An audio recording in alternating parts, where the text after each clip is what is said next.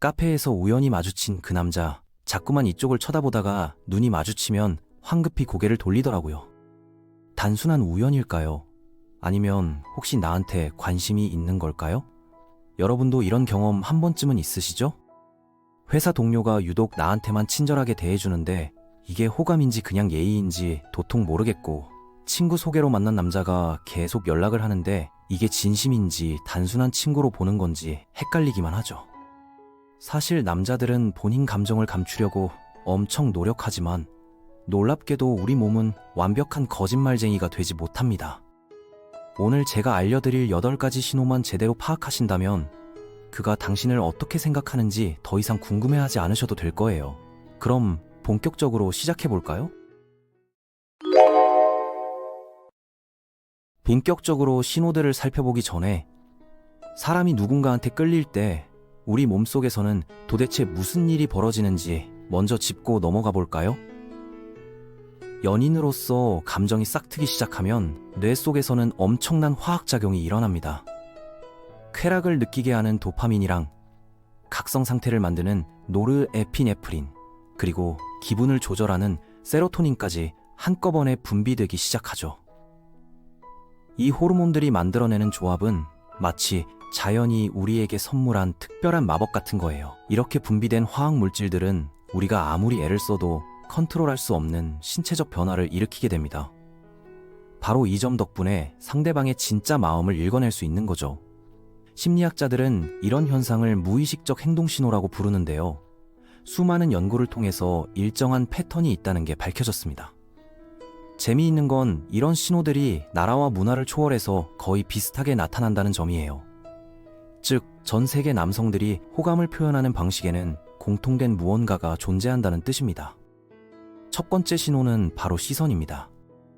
그가 계속 당신을 쳐다보다가 눈이 마주치는 순간 급하게 시선을 피하는 행동이죠. 예를 들어 볼까요? 도서관에서 공부하고 있는데 누군가 자꾸 이쪽을 쳐다보는 느낌이 들어서 고개를 들어보니까 그 남자가 갑자기 책장을 넘기거나 펜을 주워든다거나 하는 모습 본 적 있으시죠? 이런 일이 한두 번이 아니라 반복된다면 이건 확실한 신호입니다. 누군가한테 마음이 끌리면 우리 시선은 자동으로 그 사람을 찾아가게 되어 있어요. 뇌의 보상 시스템이 일어나는 자연스러운 현상이니까요. 당신을 볼 때마다 그의 뇌에서는 기분 좋은 도파민이 소량씩 분비되고 있는 겁니다. 마치 좋아하는 음식을 보면 자꾸 쳐다보게 되는 것처럼 그에게 당신은 그만큼 매력적인 존재라는 뜻이죠. 그런데 왜 눈이 마주치면 바로 피할까요? 이건 수줍음의 표현이기도 하고 본인 마음이 들킬까봐 걱정되는 거예요. 연구 결과를 보면 남성들은 여성보다 더 직접적으로 시선을 보내는 경향이 있지만 동시에 들키는 걸 더 부담스러워한다고 합니다. 특히 직장이나 공적인 모임에서는 이런 경향이 더욱 두드러지게 나타나죠. 프로페셔널한 이미지를 유지해야 한다는 압박감 때문일 겁니다. 두 번째 신호는 자연스러운 듯 보이는 신체 접촉입니다.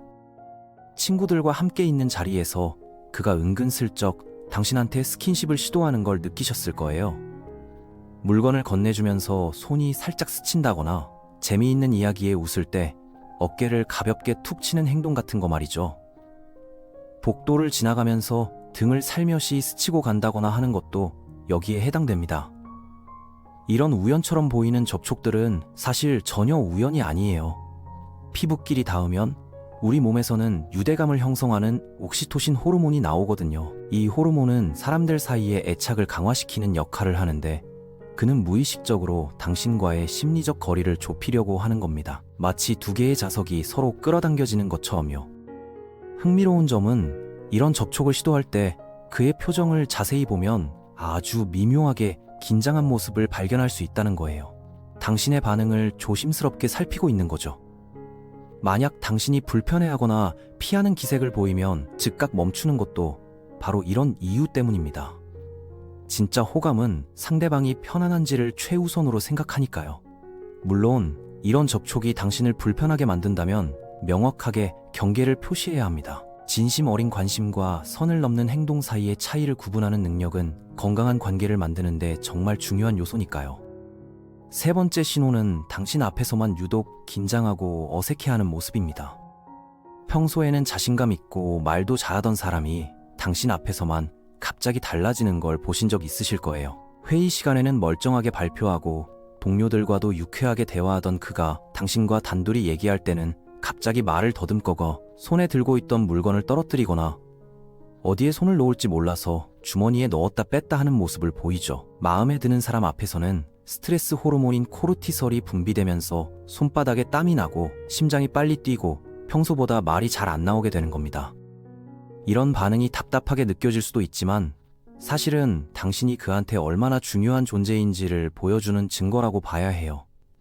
심리학에서는 이걸 수행 불안이라고 부르는데요. 중요하게 여기는 사람 앞에서 잘 보이고 싶은 마음이 너무 큰 나머지 오히려 더 긴장하게 되는 현상입니다. 평소 농담을 잘하던 사람이 갑자기 유머가 안 나온다거나 말이 많던 사람이 조용해진다거나 하는 변화도 같은 맥락에서 이해할 수 있어요. 특히 여러 명이 있을 때는 괜찮다가 둘만 남으면 갑자기 어색해진다면 이건 당신을 이성으로 강하게 의식하고 있다는 매우 확실한 신호입니다. 네 번째 신호는 당신이 언급했던 작은 디테일들을 놀랍도록 잘 기억하고 있다는 점입니다. 대화 중에 당신이 예전에 한번 지나가듯 말했던 것들을 그가 기억하고 있다는 걸 발견하게 될 거예요. 예를 들어 어릴 때 키우던 반려동물 이름을 기억한다거나 당신이 좋아하는 음료 브랜드로 깜짝 선물을 준다거나 언제 얘기했는지도 희미한 취미 활동에 대해서 물어보는 거죠. 이런 세심한 관심은 호감의 아주 강력한 지표입니다. 우리가 특별하게 생각하는 사람의 말은 하나하나 다 소중하게 들리거든요. 그 사람에 관한 정보들을 뇌 속에 차곡차곡 저장해뒀다가 나중에 그 사람을 기쁘게 해줄 기회가 생기면 꺼내서 활용하는 겁니다. 이건 그가 당신의 말을 진심으로 경청하고 있다는 뜻이고 동시에 당신에 관한 것들을 기억할 만큼 신경 쓰고 있다는 의미이기도 해요.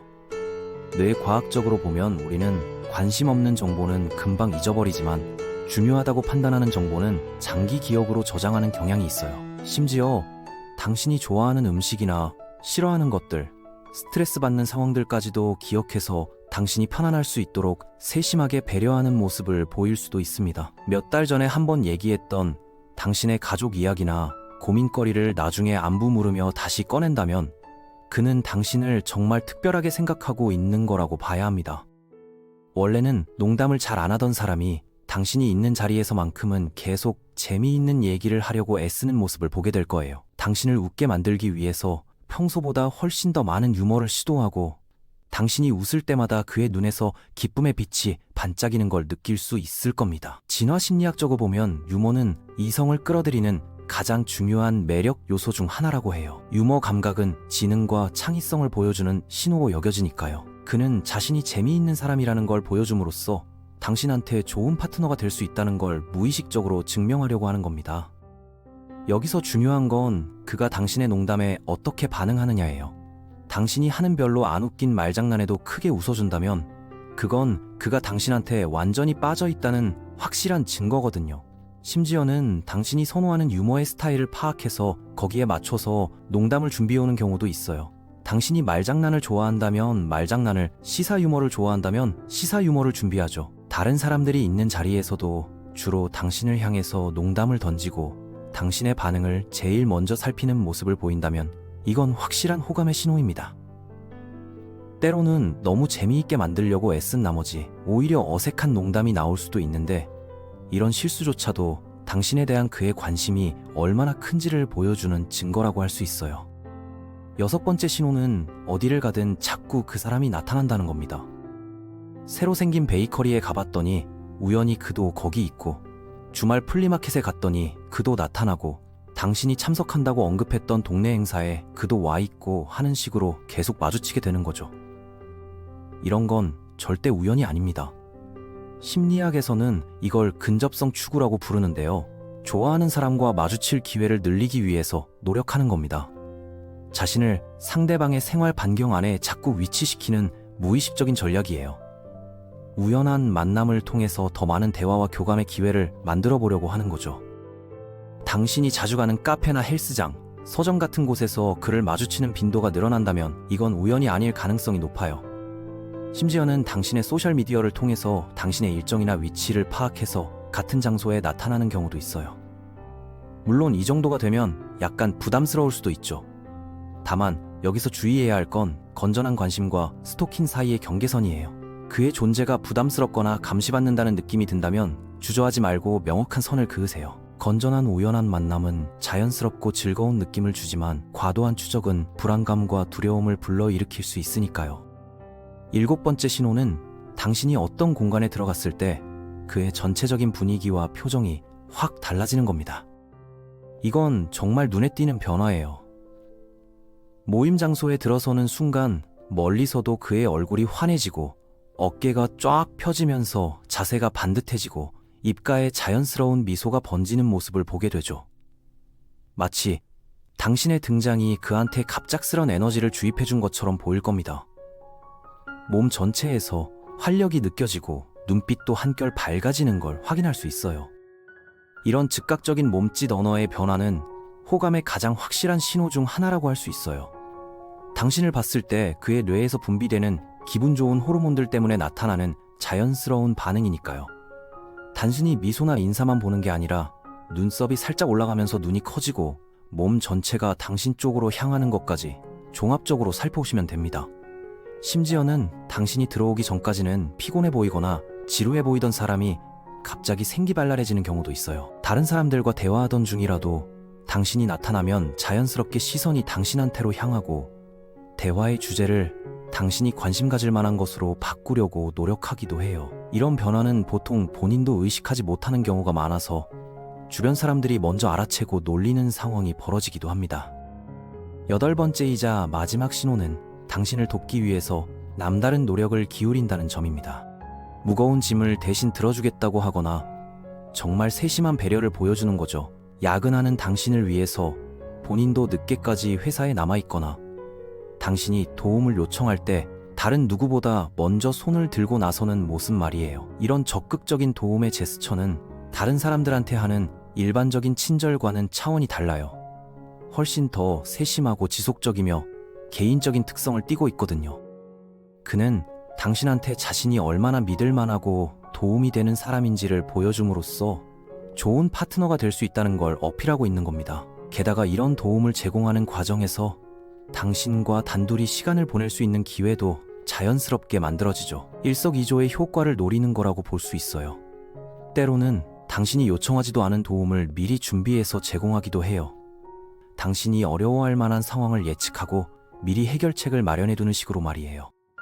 다른 사람들한테는 이 정도로 세심하게 챙겨주지 않는데 유독 당신한테만 이런 특별한 관심을 보인다면 그건 분명한 호감의 신호라고 봐야 해요. 심지어는 자신한테 손해가 되는 상황에서도 당신을 우선순위에 두는 모습을 보일 수 있어요. 이런 희생적인 배려는 단순한 친절을 넘어선 깊은 관심의 표현이라고 할 수 있습니다.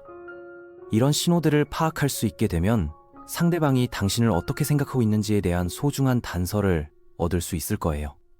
하나하나 따로 보면 별거 아닐 수도 있지만 여러 개가 동시에 나타난다면 확신을 가져도 좋습니다. 다만 모든 사람이 똑같은 방식으로 감정을 표현하는 건 아니라는 점도 기억해 두셔야 해요. 어떤 사람은 더 적극적이고 어떤 사람은 더 소극적일 수 있으니까요. 성격이 내향적인 사람들은 이런 신호들을 더 미묘하고 조심스럽게 보낼 수 있고 외향적인 사람들은 더 명확하고 직접적으로 표현할 수도 있어요. 또한 문화적 배경이나 개인의 경험, 과거의 연애 이력 등도 이런 표현 방식에 영향을 미칠 수 있다는 점도 고려해야 합니다. 가장 중요한 건 이런 신호들이 지속적이고 일관성 있게 나타나는지를 살펴보는 거예요. 한두 번의 우연한 행동보다는 패턴을 파악하는 게 더 정확하니까요. 결국 누군가의 마음을 정확히 알 수 있는 가장 확실한 방법은 솔직하고 진솔한 대화를 나누는 것입니다. 신호를 파악하는 것도 중요하지만 직접 소통하는 것만큼 확실한 건 없어요. 만약 당신도 그 사람한테 관심이 있다면 용기를 내서 당신의 감정에 대해 이야기를 꺼내보세요. 상대방도 당신과 같은 마음일 가능성이 높으니까요. 거절당할까봐 두려워하는 마음도 이해하지만 평생 궁금해하며 사는 것보다는 용기를 내어 확실하게 하는 게 낫지 않을까요? 혹시 모르니까요. 아름다운 로맨스의 시작점에 서 있을지도 모르잖아요. 때로는 운명적인 만남이 이런 작은 용기에서 시작되기도 하니까요. 당신의 행복과 사랑을 응원합니다. 이 신호들이 당신한테 도움이 되었기를 바라며 좋은 소식이 있기를 진심으로 기대하겠습니다.